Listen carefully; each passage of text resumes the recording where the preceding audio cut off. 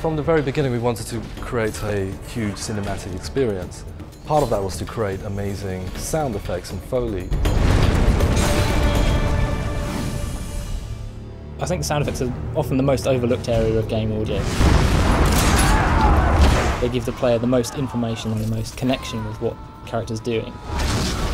We hired a Foley artist and we used him to generate all kinds of different sound effects and sound materials.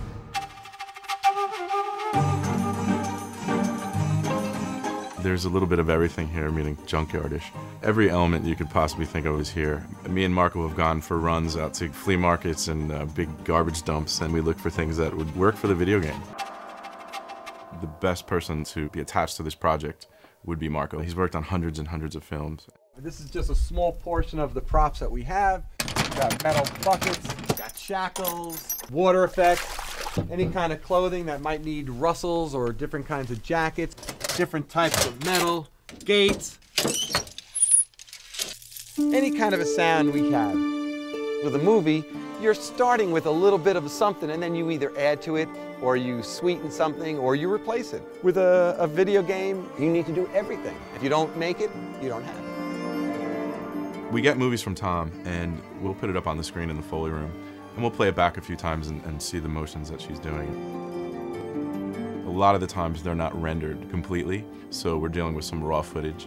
And so I'll ask Tom, is she on stone, is she on dirt? We look at what is occurring in that actual movie and we act out those sounds in front of a microphone. Nice. There'll be a list of things that we need to do. So if we have to run to a junkyard to find some big pieces of wood to throw around, or we have to run to a supermarket and buy some celery for bone breaks.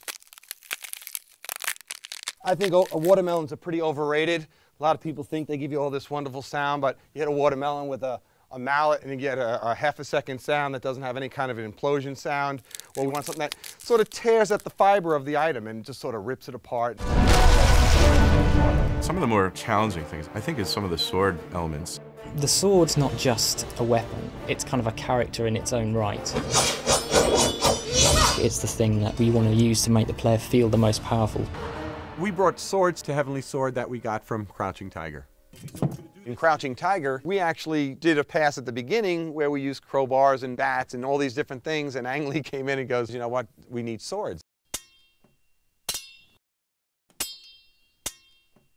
A challenging part of the game is the variation. Tom will ask for 2 or 3 different sword sounds. So if she's unsheathing her sword, there's going to be 20 or 30 of those sounds, so that you don't hear the same sound 30 times in a row. There's a chain sequence that happens with her sword when she uses it throughout the game. It's unique to Heavenly Sword. We went out and bought as many chains as we could, pulling back the chains, throwing them around, jumping up and down. I think we even threw on a tape measure for the extension sounds that we had. PlayStation 3 is a surround sound environment. Most films don't even go that far. It just adds to the fantasy of playing the game.